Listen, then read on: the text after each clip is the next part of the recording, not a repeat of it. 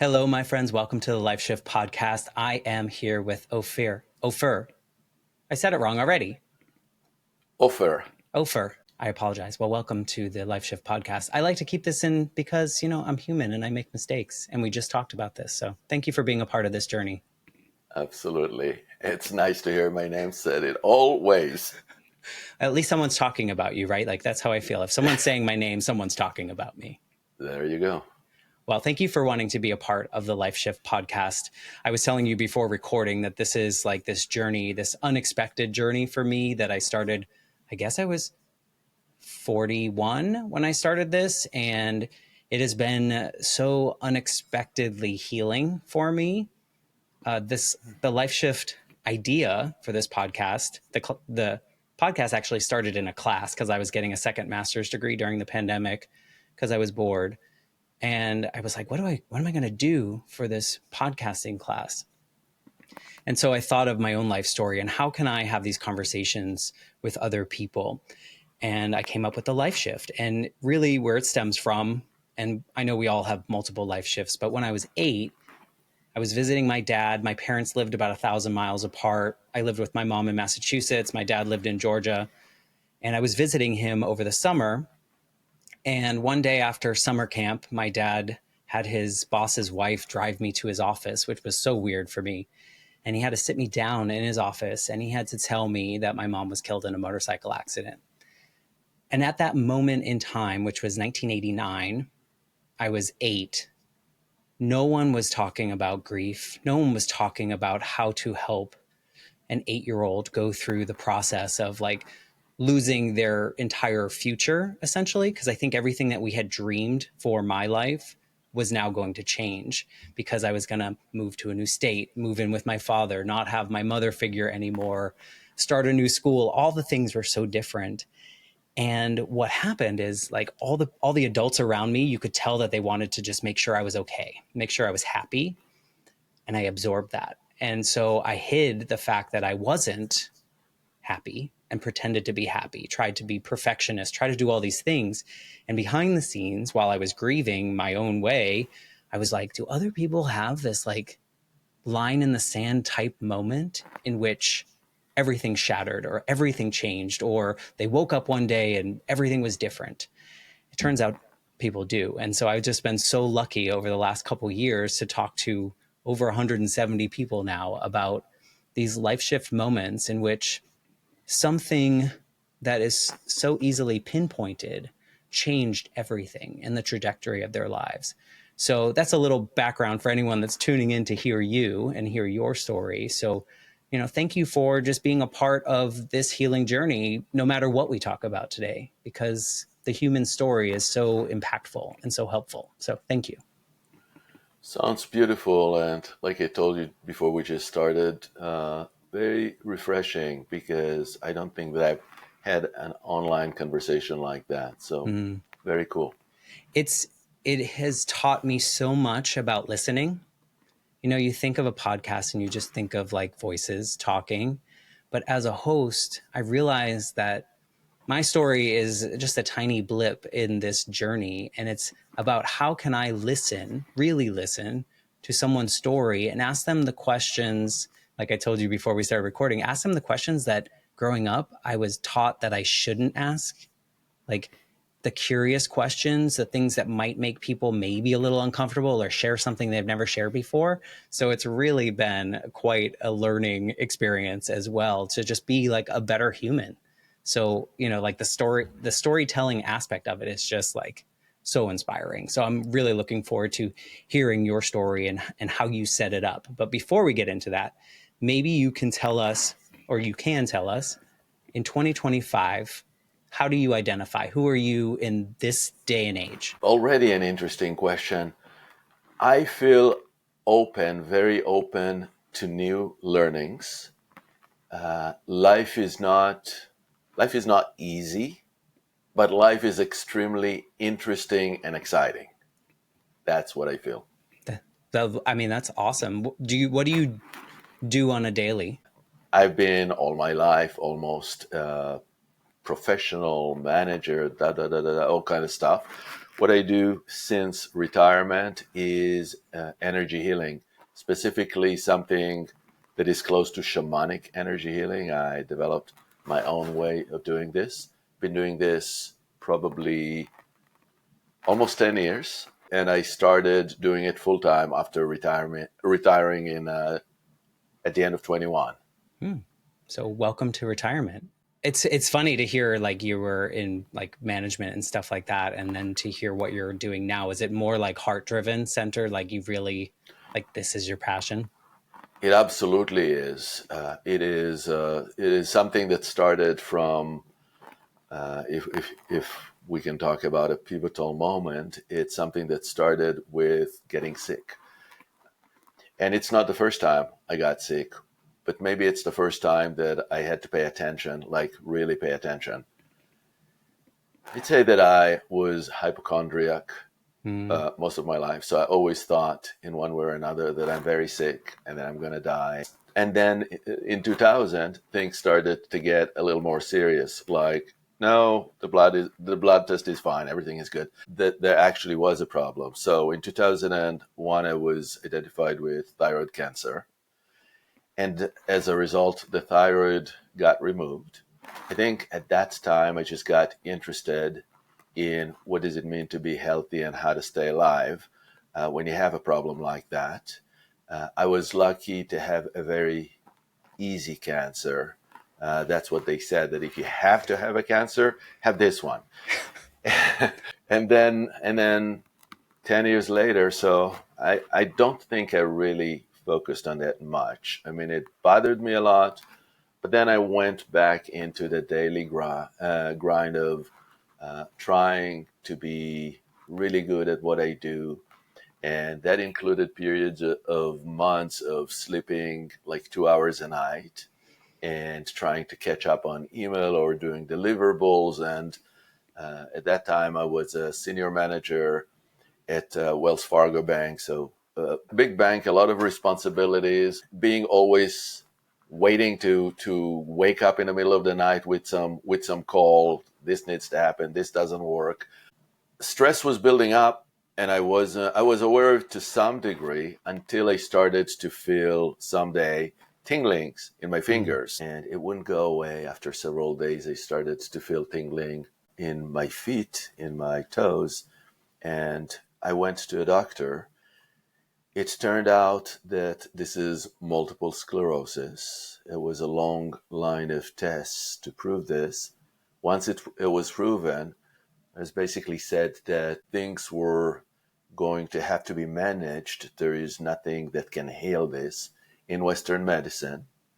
It started a long journey for me because I really didn't like to hear that something happens that will shorten my life, that my nervous system will deteriorate. It was also diagnosed in a very strategic place, like right at the connection point between the head and the rest of the spine. And so it was affecting a lot of things in the head. The whole body was affected by it.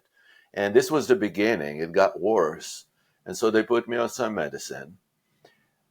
And what happened to me then is I just started to be very curious about what can change that will get me out of it. Because I knew that lack of sleep, a lot of stress, not a good thing. I started to read books. I read one book about MS that taught me how to change my supplements to address the situation.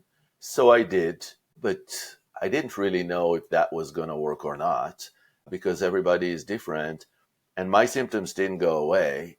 My fear didn't go away. I actually was highly anxious. I remember all sorts of treatments at home when I was having I don't even remember what they're called, but I was trying to maintain a life of work, but only like a half speed of what I usually went. And the second was like, what am I going to do? What am I going to do? I felt not for the first time, but maybe at the first time that it's like I'm going to die. I mean, it felt really real for me. I remember a trip to Italy at around that time that was just pre-planned. I didn't really want to go because I was depressed. And it's like we're in Tuscany, we're visiting galleries, we're looking at places, and is this the last time I see this? I mean, when I'm saying it now, I'm feeling like maybe there's a lot of self-pity involved, but it felt very real for me. It felt like this is it, and I literally felt like my body is losing force, like I don't have muscle strength, and some of it was probably in my head, and a lot of it was just kind of imagining of how it's going to happen, and it didn't feel good. I was just curious if because you briefly described like your work ethic before all this and kind of this like achievement type culture, like chasing and trying to do more and do better. Do you think part of that played into the fact that you were now diagnosed with something that didn't necessarily have a cure or an answer or something that you could button up or close or figure out the answer to? Was part of, do you think some of that played into the way you felt about this? I'm sure it did, because I like to know that I can control outcomes, and I've been a manager for many years, and you sort of have the expectations, and you also have the means to make something happen, and you also have due dates, and there are deliverables, and yeah, you feel like I know how to do this, and then there is suddenly something that there is no manual, and you would be amazed if you knew how many how-to books I have, because I was always interested in how do you do something. So I think my how-to kicked in, but from a different perspective, because there was no traditional way to change that. I had to be on medication. There was no traditional way that I knew what to do. The only thing that I could do is maybe go a little bit slower and take my time and see what happens. And I started doing this. In fact, I started to meditate. I learned that you slow down and you start to meditate, and things just felt different. I mean, I didn't have any revelation, but I think what happened is I opened up to the possibility that the change is not going to come from anything that I'm going to do, but maybe it'll going to come from me not doing anything. And that's where I ended up, is just working, still working because I had to work, but then meditating, taking it slow, and listening to some podcasts that I found interesting. And one of them was so interesting because it talked about life purpose, which never occurred to me. No. Well, you had the purpose, like Yeah, my purpose was, money, be like dad, make money, be a manager. There was nothing that really came from a deeper place. right? Yeah. And so I heard this woman that really ignited my imagination in terms of what is it really about? Like, what is this? What is what I do at work about? What is my relationship with my wife about? What is it about? And what's going on? What would make my heart happier? That was one of the topics. What would make my heart happier? And I never really thought about It's these things. foreign. It was like, yeah, what would make my heart happier? Going to bed earlier and delivering something that was due, but there was nothing else. And so this was a life-changing program that I joined with a group of 15 people, where we started to talk about why we're here. It was so life changing. I mean, we touched on very big topics. For example, I never thought about how do other people see me at work. I mean, it just didn't cross my mind, although I had a lot of, managerial training and stuff like that. But it was just a different level of looking at internal representations, at what you think, how you see yourself, what is your image to yourself. And at the end of the year, without even trying, my symptoms were going away. My symptoms were going away. Wow. And it was just because I discovered that something, I think the main thing that happened was that I was no longer at the same level of need for external approval or external guidance. as far as, what I'm supposed to do, who I'm supposed to be, and started going more in and discover there's something here that actually nobody gave me. It was always here and I can always find it. And when I find it, it just feels good. It feels connected. And when that happens, there is nothing that can take it away. It's not conditional. I'm not going to be there only if, I do this or that or whatever. It's always there. And that was very pivotal for me because it basically gives you a level of power back. Like you feel like, yeah, I got it, even regardless of what's happening in my body or around me. How hard was that to go to like switch from this mentality that you like grew up and then into your adulthood, and you're checking all these boxes of achievement and getting the next promotion because that makes you quote unquote look good to the world and successful and all these things, and now you're sitting in a place in which you have to turn inside. Was that a difficult switch for you? Because I would imagine that for a lot of people that have lived their life in that way, it could be scary or challenging. I found it scary for stupid reasons, not for good reasons. I found it scary mainly because I worked for a bank. Okay. And some of the conversations were really what I would say woo woo kind of things about It's not black and white like your job. no. And I was literally thinking that somebody at the bank would know that I'm having these conversations and they would say, you don't do this in a bank. I mean, it was so weird. And of course, a moment to understand, yeah, that's the level of me being a soldier. I also grew up in Israel and I have been a soldier. And so my entire life leading to that, I was pretty much told what to do. I mean, it was like laid out. Right. You're Even going if to it be, wasn't, it was even even, afterwards. yeah, really it wasn't, but it was exactly. And so at the age of 18, I became a soldier. And then I've been several years a soldier and a commander. And then I knew that I needed to go to school. And then I needed to find a job. And maybe a shift there was that me and my wife, we decided to move to the US from Israel, and that was a brave decision, but I'd say she pushed for it. So even this was kind of going along. I was not really in the habit of making a lot of personal decisions and asking what is really really really really important for me. I was more in a supportive role, I think. It took me years to understand that it's okay to ask these questions. What do I need? What do I need? I always knew it intellectually. And because what I do now is energy healing, I can see so many people that come to me that what's happening is we think we just have to, it's just our job, it's just our responsibility to take on other people's stuff. It's a habit that is causing all sorts of problems, but it's easy to be there. Oh yeah. I think we're conditioned.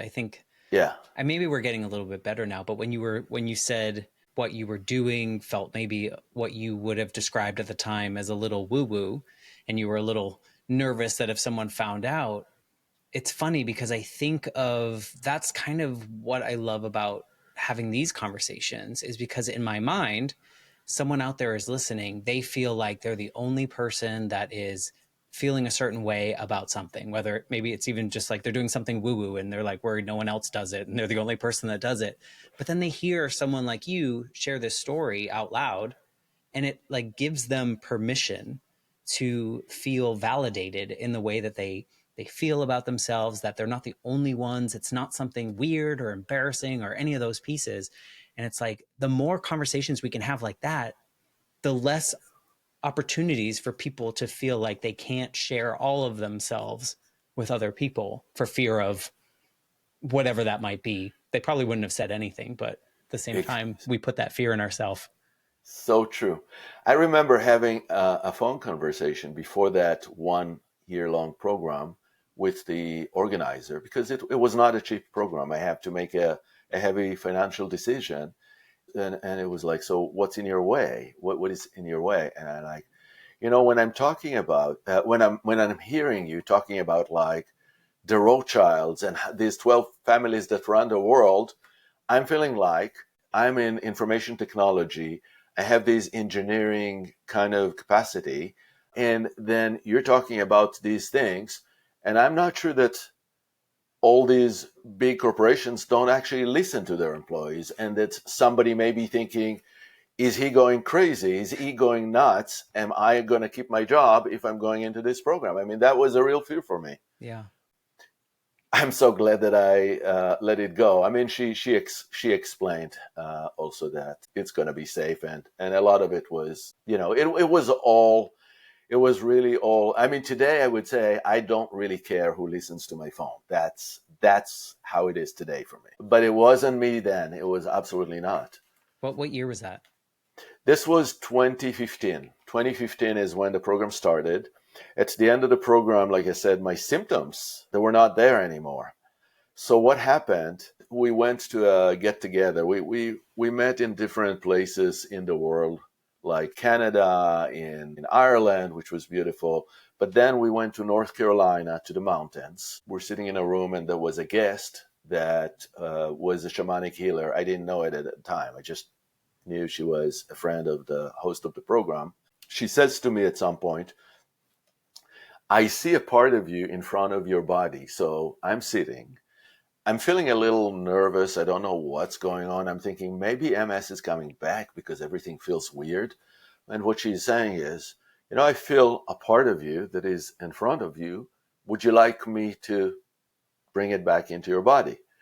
And I said, yeah, of course. And because it felt really uncomfortable. And she put me flat on a table. All these people in this self-discovery program, except for me, were women, because that seems to be, at least then, that seems to be how it worked.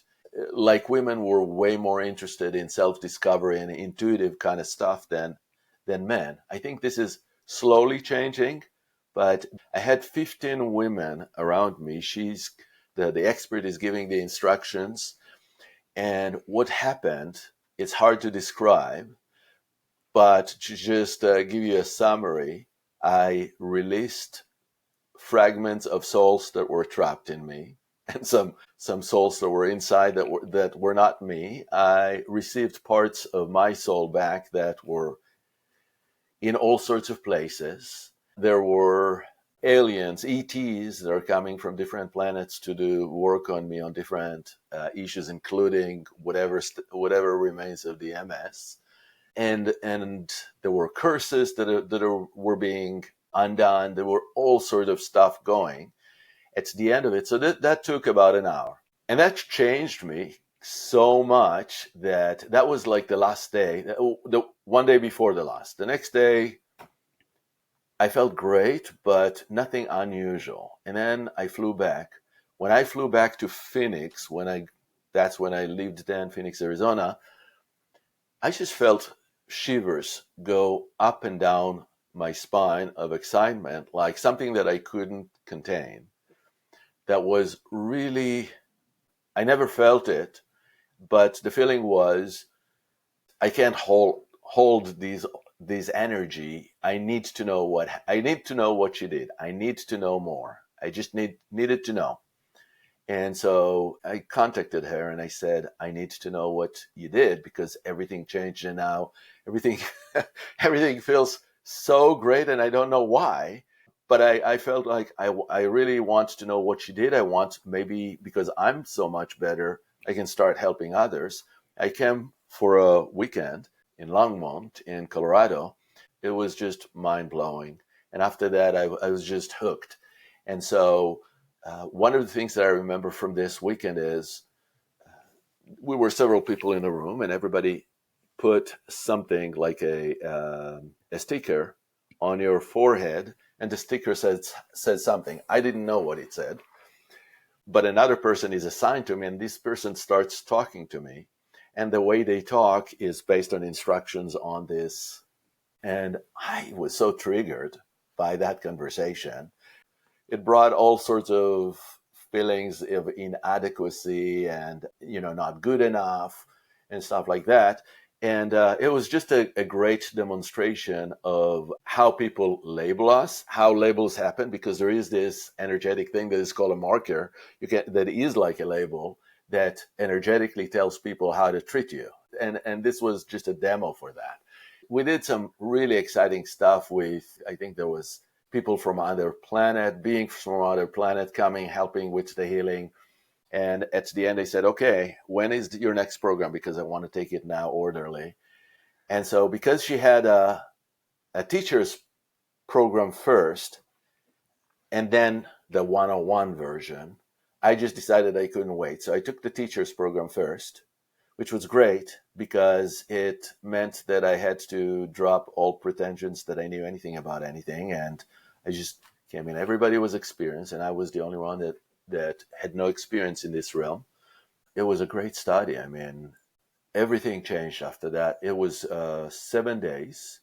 And after these 7 days, I knew that I'm going to eventually stop what I did for a living and become energy healing. It was just a healer. It was just a knowing at that point. But it became real more and more with time The more until it you happened. kind of leaned into it, that it Yeah. got more real. And I think as you tell that story, I see like the older version of you, and imagine like you telling after that energy healing session in North Carolina, imagine going back to like the guy checking his emails at 3 o'clock in the morning and telling him about that experience.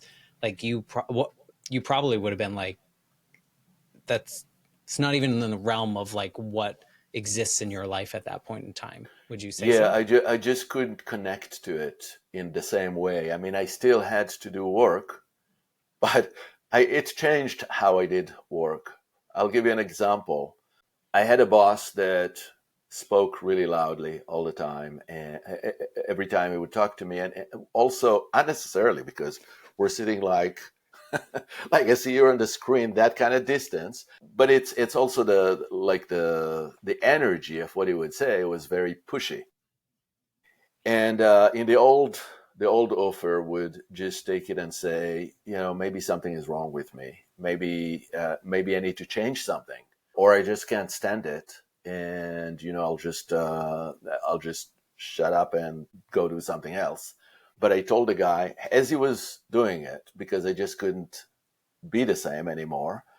When you talk, it's like you're pushing me in the chest and it feels bad. So I don't, can you be a little less aggressive? Because I could feel it. The way I sensed things You were tuned changed. in. I was not as concerned to tell others, in real time, if there was a problem, then yeah, if it's affecting me, I'm not planning on getting sick again. So enough. Yeah. That was how I felt. It's so interesting too, because as you tell the story, the change in you as a human, like in the way that you approach things and listen to things and care about things, it's so like high level. And part of me, even though I've been listening to your story, almost forgets that this whole journey was triggered by your body telling you something through your diagnosis and the symptoms and the stuff that you had. And it's so interesting to me that when you started listening to yourself and going inward, your body also at the same time was, I don't want to use the word fixing itself, but kind of finding a way to reduce the symptoms. And it's just interesting to me that becomes almost like that second layer. Like your bigger story is this transformation of you like turning inward. Do you see it that same way? I mean, I know we came into it talking about these diagnoses, but That's a big part of it. Yeah, absolutely. And you mentioned also earlier about how did you say it? Something about listening, how you found that by doing this podcast, you listen, you found a new way, a new level of listening. And that's kind of what happened to me too, is you start to really listen. So you realize at some point that you're actually not alone. That's me, that you're not alone in the universe, that there are things that are like guidance. if you want to be quiet enough, you can listen to the silence instead of the chatter that is going all the time. I heard a shaman saying that as far as hearing goes, you should listen to what's outside of you 80% and only 20% to what goes inside of you, because what goes inside of you is chatter. But I would say, in addition, these 80% should also go inside, but learn to have a distinction between your own chatter and between guidance, because these are two different things that are coming through the inside. And it's kind of interesting, because guidance, the way I know it, divine guidance actually speak through the throat, not through the ears. And so for me, that's a place of distinction. You're so right in that I have to learn to listen to my body. I had to learn to listen to something that is not my mind, because my mind was talking endlessly, ceaselessly, all the time. And I learned how to go into my heart and find out that the heart is probably more important to start with, when it comes to intense desires, kind of deep understandings. I didn't want to be, there was a period that I said, I don't even want to be considering the brain anymore. I'm done with the brain. Then, life goes on and you discover that you actually need your brain. You need a combo. You need a combo. Yeah.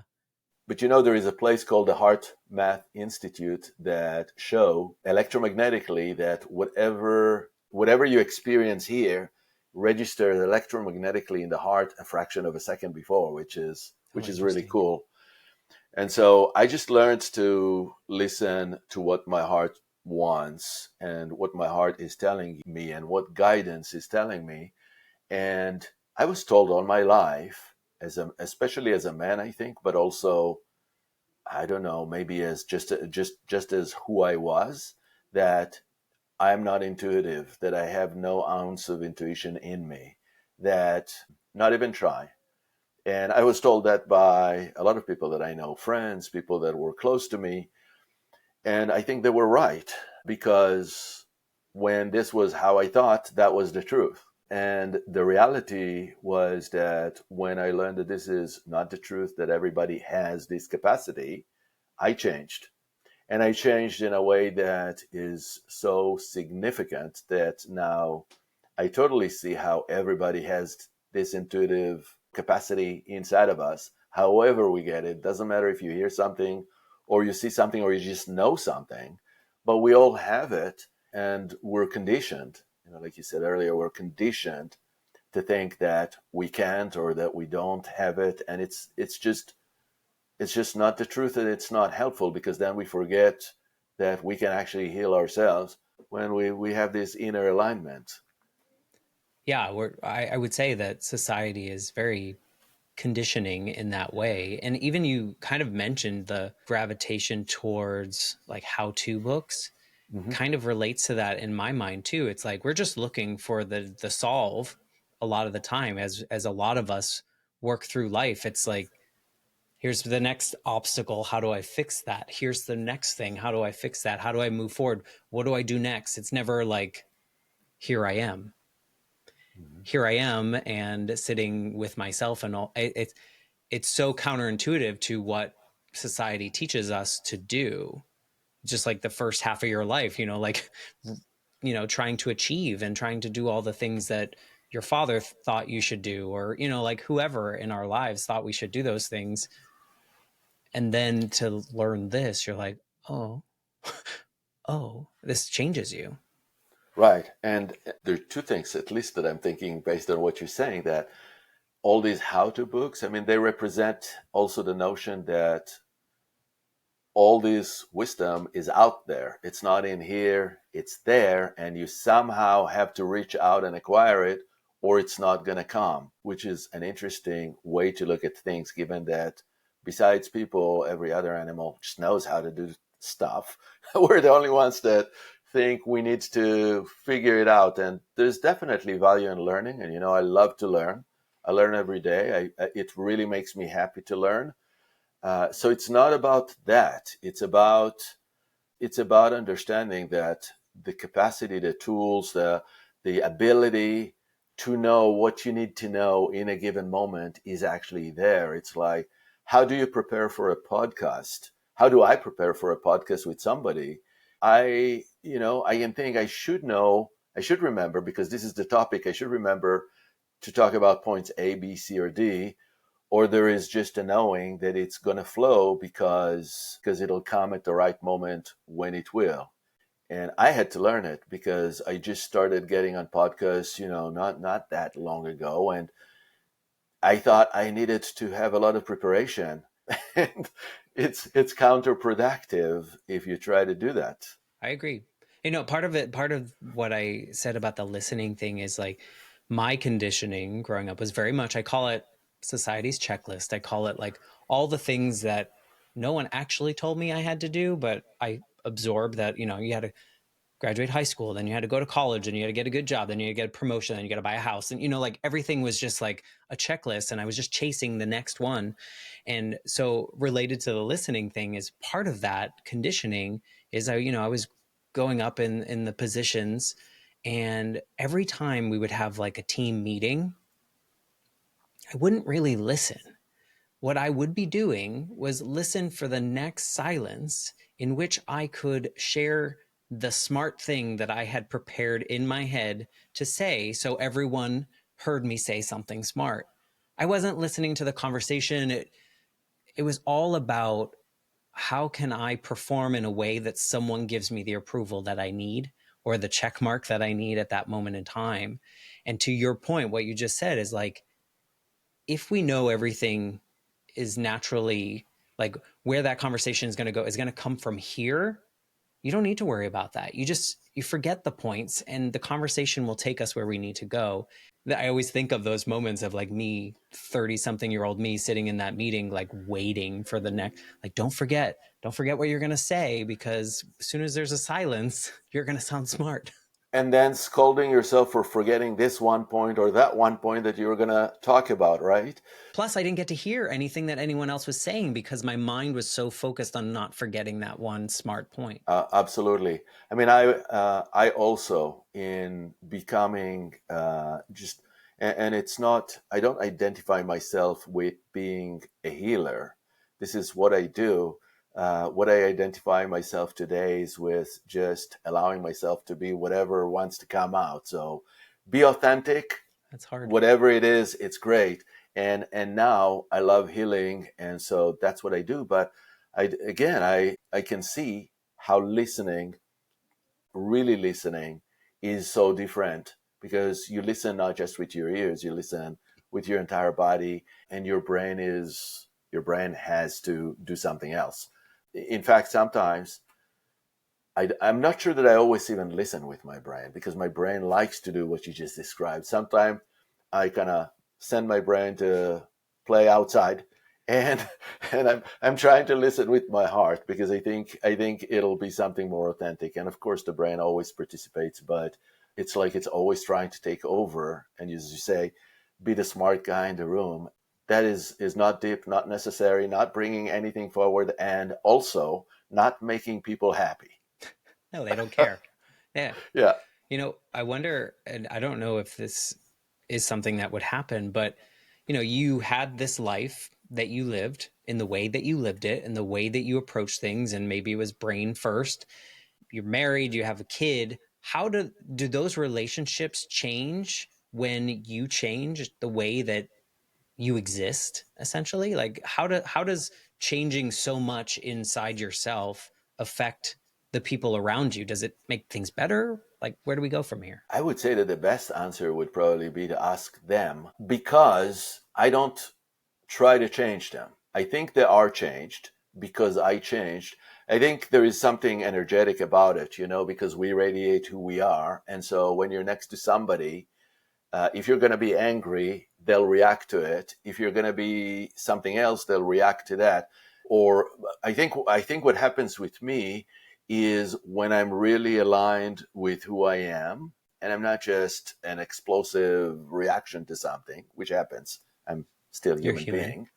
There is something that I can say, just more calm and quiet in the house, because we're not Italians, but we sometimes behave like, in these sitcoms or Moonstruck, that kind of, this is what we are. This is what people in Israel are like. This is how we grew up. But I think there is a lot of calm, no matter what's happening outside, no matter what the external pressures are. We know how to be calm and how to be calm towards one another, which I like. This is probably a big thing that I brought in, because there was a lot of drama before. Part of my brain was like, I wonder if he's going to say that like his wife likes him better now because he's a different way, or like his son, you're connected more. Cause like part of me is like, that has to be so interesting as the person on the outside, the person that isn't going through the Yeah, we're still transformation. very different and have different opinions about all this. Like, my wife is not necessarily into a lot of woo-woo, and I totally respect that. I think that we just don't have to be the same, which maybe is a different thing from where we were before. Yeah, no, that makes sense too, because if you're fully aligned and content in the way that you're moving through the world, that almost seems to automatically make you respect how other people choose to do the things in their own space, in my Yes, opinion. I don't know. I'm not where you are yet, maybe someday, but that's my assumption. you are where you are. Yeah. Just And different than where I was. So, exactly. Yeah, I really know that it's a knowing that what we feel, what we are, we radiate outside. I sometimes tell people, just do this experiment, be angry or be something else, be worried, and then go into the supermarket and get that experience. And then the next day, do this exercise that'll give you to calm yourself down and to see everything differently and to feel very centered in you, and then go into the supermarket and see how the line is different, and it will be a different experience. yeah. No, I think it's a beautiful thought for someone very regimented, still absorbing some of society's checklist and still fighting against, I don't have to be perfect anymore. I don't have to do all these things that I thought I had to do for so long. I mean, a lot of my perfectionism pieces came from my mom dying and then thinking, if I'm not perfect, my dad's also going to leave. So that's a trauma piece that I Mm-hmm. probably need to leave behind at some point fully. But, I feel like I'm making baby steps towards like the version of you, but not quite there yet, which is okay. I'm where I'm at. Which is perfect, and I'm not sure that I am where I'm supposed to be either. And Well, so you're where you're I supposed to am be. where exactly where I am. Yeah. I am where I am. Yeah. And so nowadays, as you live in this more aligned purpose, I guess we should say, Mm-hmm. how does that impact your diagnosis these days and your symptoms and those kind of things? I haven't been taking medications since 2020. Wow. And last year, my doctor said, you don't need the annual MRIs anymore. So even the doctor think I'm done. So I'm considering myself now complete. That's done. That's amazing. And Yeah. you mentioned that growing up, some might say you might have been a hypochondriac of some sort. Do you have those tendencies anymore because of this alignment? Much, much less. I'll also admit that these days it's really easy to go to ChatGPT and say what's going on, and get an answer, so you don't need to wait for the doctor. But I'll say that I have this knowing inside of me that I'm actually fine. Now I know to make a distinction between something is really wrong, or I'm just feeling that something is wrong, but everything is actually fine. So I needed, for some reason, karmic reasons, to have a lot of trials and errors, but I got to a place where I don't worry much about like I'm going to die from this or from that, or something is really, my body is falling apart. I don't have that anymore. Yeah. So you're living more in the present and not catastrophizing what could happen in the future. Yeah. And of course, I have this knowing that, we're getting older. But it's a big difference. I think that I was so afraid of death before, where today is I think I understand more death. There is this shamanic practice that says, you can experience or learn how to die before you die, so you don't need to die when you die. That's It's profound. and I do this. I do this in my work. We sometimes go to places where what it's going to be like between lifetimes, or what it's going to be like after death. And when you just familiarize with yourself with these kind of completely different concepts than what I had before, as growing Jewish with very different concepts, it makes things very different. And I'm not saying that there is no fear. There's always fear, and fear is probably healthy for survival. But the problem is when fear becomes constant stress. That doesn't have to happen, and it doesn't happen for me anymore. You just alluded to it, but did you grow up with faith or spirituality or any of this? And if so, how did that change? My father was born to Orthodox Jews, very religious, but he rebelled. He escaped when he was in his teens and joined the Israeli army because he just didn't want to go to school, didn't want to go to synagogue. And so I grew up with parents that were not religious. It took me a long time to sort of get around and recognize that there is actually something out there, however you want to call it, that is bigger than me. And it took years. It took a lifetime for that, and it's very different. I have three brothers in Israel. I think they're still kind of where I was when I was in Israel, in that consciousness, and we have a great connection. But there are things that are very different between us now. Yeah, I mean, it sounds like that also might have given you the freedom to define on your own terms what your connection to the universe and the bigger powers and all these things are versus someone that maybe grew up in a religion or more of a strict I know, I by the know. book I'm actually thankful about that because I thing. see how religion can create a lot of shame and guilt and stuff like that, and fear that is not really necessary. And I'm not saying by any means that religion is a bad thing. It's what you do with whatever you believe in. But I consider myself now not religious in the terms that I follow a script, but I'm spiritual, and I certainly recognize that I'm not the only thing or the top dog or anything like that in the universe. Yeah, which maybe the earlier version of you was chasing to be the top dog at Wells Hmm. Fargo or wherever you were, those particular places, and You're right. That's true. realizing that we're just kind of like a speck of thing, like a speck of dust in the Yes. grand scheme of things. And maybe that helps us not worry or stress about things as much because we're just a little piece of the big puzzle. Hmm. Yeah, it's nice to know that we're linked to everything, but we don't have to take care of everything. Yeah. Something that left my mind and just came back was this idea when now the third time that we've talked about how-to books, and the idea that so many of us exist on this earth, and we see the how-to books as answers, as solutions.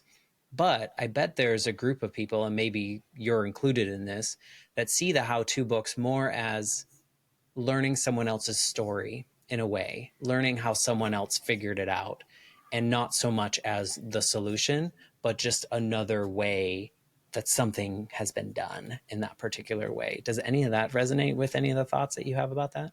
Very much. This is how I learn. Yes. I learn to take what I need and leave the rest. I don't feel like I have to listen to everything the way somebody else experienced it, but I can always learn something new and then adapt it. I like that. I mean, I'm aware that there are patterns of energies like rituals that really have power because they've been repeated exactly the same over and over and over for a Fair. thousand years. And so a lot of people feel the same thing when they do it, and it has power.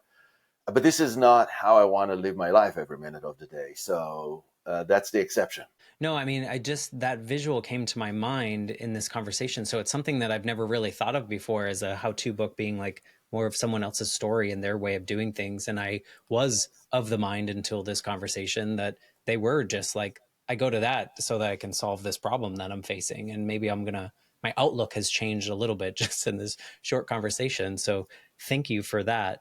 When you're looking at all the life shifting moments that you kind of discussed here, which I'm sure there are a lot more besides the ones that you talked about here, which part of that do you feel is most pivotal? Was it listening to that podcast? Was it talking to that person? Was it your diagnosis? Like, which one do you feel like really pushed you in this direction to be who you are now? I believe it's the physical change in the body that started the process, because it was like a downhill process that got accelerated big time with this diagnosis.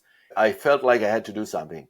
Maybe I would fall on something else. Who knows? Maybe I would find a miracle herb that would have cured me, but that's not what happened. So I think if you want to think in soul terms, I think my soul directed me to this thing so that I could find that podcast, that program, that way of living. But the guidance had to start in a big blow to the way I lived my life, and that was the physical. So that was like the triggering moment. Yeah, and I asked that because I know people, and I know people do this, and it's fine because they're human. When you get a diagnosis like that, sometimes you just don't do what you did, right? Like you just take it, and then that's what it is, what it is, right? And this is what I have to accept. And the fact that you had the fortitude or your energy, your soul wanted to do something else to figure this out is testament to like the resilience of a human being as well, and how you will do that. But also there are people that wouldn't be triggered to go that direction. So I had experiences exactly like you described, that like the cancer that I had before. It's just, it is what it is, and you just have to keep on going. And for some reason, and I think this is coming from above or from the soul level, that this was something that needed to happen so that I do something else. yeah, if I kind of like to wrap these up with a question, and I'm wondering if you now 2025 could go back to those days when you were getting 2 hours of sleep and stressed about the next contract that you had to sign or problem you had to solve, is there anything that this version would want to say to him? The first thing that came to mind, so I'll say it, you're not alone. Mm, yeah, and it's going to be okay, which Yeah, those versions of us would be like, what are you talking about? exactly. I don't I don't But know what if you're I talking heard about. this voice, then maybe something would like, what is it? Where did it come from? But yeah, I mean, I needed to know that, because you don't have to do it all by yourself. No, but I mean, you were conditioned in a way as a guy growing up. Yeah, Like there were certain things that you absorbed that you thought you were required to do or be. I get it. yeah, I wasn't allowed to cry for the longest time, and I'm like, why not? Now I can. Like as a full yeah. blown adult, I like it. So just bring it on. Well, thank you for allowing this conversation to go in all sorts of directions and share your story in this way, because I think there are a lot of people out there that are living or have lived the life that you did live, and maybe are feeling drawn towards things that you do. So thank you for sharing this to help them feel less alone. And thank you for allowing me to say whatever comes up. That was good. That's how we do it. So if someone is interested in finding you or getting in your orbit, getting in your circle, whatever you want to call it, what's the best way to get there? Alchemical flame, one word, alchemicalflame.com is my website. And there is a free bi-weekly group thing that I do. It's like a guided meditation activation. It's free, 30 minutes.